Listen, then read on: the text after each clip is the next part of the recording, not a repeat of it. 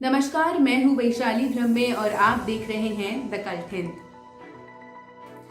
25 दिसंबर भारत के पूर्व प्रधानमंत्री अटल बिहारी वाजपेयी की जयंती है। 1924 में आज ही के दिन मध्य प्रदेश के शहर ग्वालियर में उनका जन्म हुआ था। वो 3 बार भारत के प्रधानमंत्री बने। 1996 में पहली बार वो मात्र 13 दिनों के लिए प्रधानमंत्री रहे। दूसरी बार 1998 में प्रधानमंत्री बने, मगर वो सरकार की 13 महीने चली। तीसरी बार वो 1999 से लेकर 2004 तक प्रधानमंत्री रहे।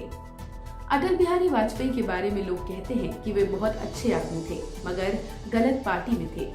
पर ऐसा नहीं है। अटल बिहारी वाजपेयी वो शख्सियत थे जिनकी तरबियत आरएसएस की पाठशाला और उससे भी पहले आर्य समाज जैसे संगठनों में हुई थी।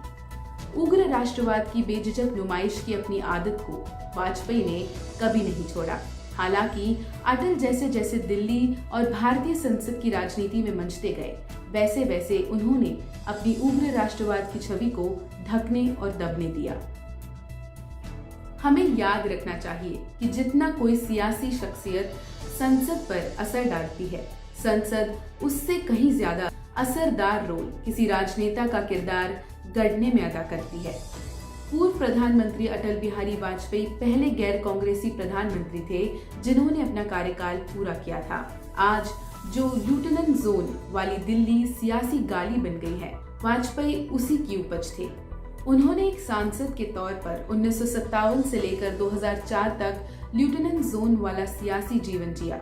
हाँ, इस दौरान वो 1962 से 68 में 2 बार चुनाव हारे भी थे, लेकिन तब भी वाजपेयी राज्यसभा के रास्ते संसद पहुंच गए थे। मौजूदा प्रधानमंत्री नरेंद्र मोदी बेहद पकी हुई उम्र यानी 63 बरस की अवस्था में दिल्ली की संसदीय राजनीति में दाखिल हुए थे। मोदी के मुकाबले अटल बिहारी वाजपेयी तो उम्र के तीसरे दशक के दौरान ही राष्ट्रीय राजनीति के केंद्र यानी दिल्ली पहुंच गए थे, जहां मोदी अपने सियासी करियर के एक बड़े हिस्से में राज्य स्तरीय नेता रहे थे और उन्होंने करीब 13 साल राज्य के मुख्यमंत्री के तौर पर बिताए। वहीं वाजपेयी युवा अवस्था में ही दिल्ली के दिलकश, बौद्धिक और कुलीन लोगों के मंडली का एक हिस्सा बन गए थे। अटल बिहारी वाजपेयी ने पहली बार 1953 में लोकसभा का उपचुनाव लड़ा था, मगर उस चुनाव में अटल हार गए थे। 4 साल बाद हुए 1957 में आम चुनावों में वाजपेयी ने 3 सीटों पर बलरामपुर, मथुरा और लखनऊ से किस्मत आजमाई थी। बलरामपुर की जनता ने वाजपेयी को संसद में दाखिले का टिकट दे दिया था। मोदी और वाजपेयी की तुलना करें तो दोनों ने शुरुआती जीवन में आरएसएस की शाखाओं में उसकी विचारधारा की तालीम पाई थी। मोदी के पिता चाय बेचते थे तो वाजपेयी के पिता प्राइमरी स्कूल के मास्टर थे। दोनों ही नेताओं ने सियासत में अपनी जगह शानदार भाषण कला की वजह से बनाई थी। हालांकि मोदी और वाजपेयी के बोलने का अंदाज अलहदा है, मगर दोनों ने मुस्लिमों के खिलाफ सख्त रवैये से अपनी सियासी जमीन तैयार की। वाजपेयी ने अलग ही दौर में राजनीति की शुरुआत की थी। ये भारत के इतिहास में शानदार संसदीय परंपरा वाला दौर था। इस दौर की संसदीय राजनीति के ज्यादातर किरदार बेहद उदारवादी थे। देश में कानून बनाने वाली सर्वोच्च संस्था यानी संसद ने वाजपेयी को उनके सियासी करियर के शुरुआती दिनों में ही अपनी पार्टी की कमजोरियों को समझने और उनसे पार पाने का मंच मुहैया कराया था।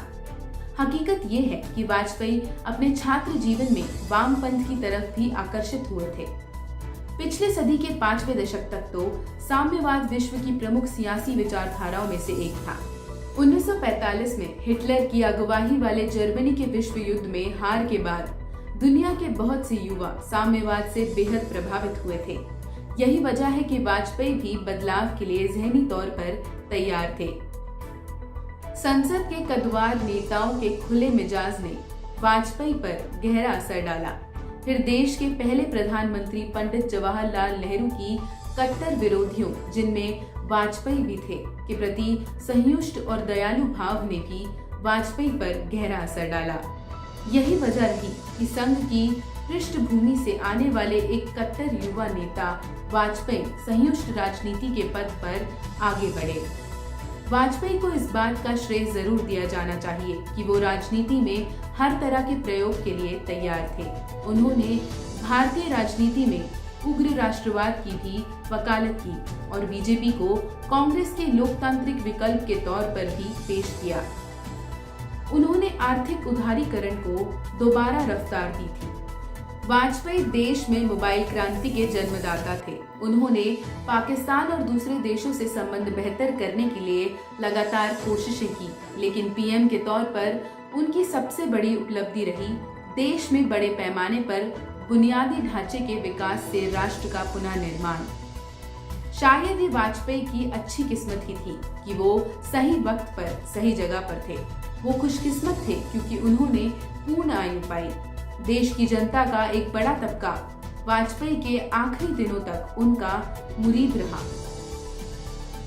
ये खबर आज यहीं तक। आपका बहुत बहुत शुक्रिया हमारी इस वीडियो को देखने के लिए। अगर आपके पास इस खबर से जुड़ी कोई भी जानकारी है और आप हमसे साझा करना चाहते हैं तो नीचे दिए गए कमेंट बॉक्स पर जरूर लिख दें। और साथ ही अगर आप ये वीडियो फेसबुक पर देख रहे हैं तो हमारे फेसबुक पेज को जरूर लाइक कर दें। और अगर आप ये वीडियो यूट्यूब पर देख रहे हैं तो हमारे यूट्यूब चैनल को जरूर सब्सक्राइब कर दें और साथ ही बेल आइकन को भी प्रेस कर दें, ताकि जब भी हम अगर कोई वीडियो अपलोड करते हैं तो उसकी नोटिफिकेशन सबसे पहले आपके पास पहुंचे। धन्यवाद।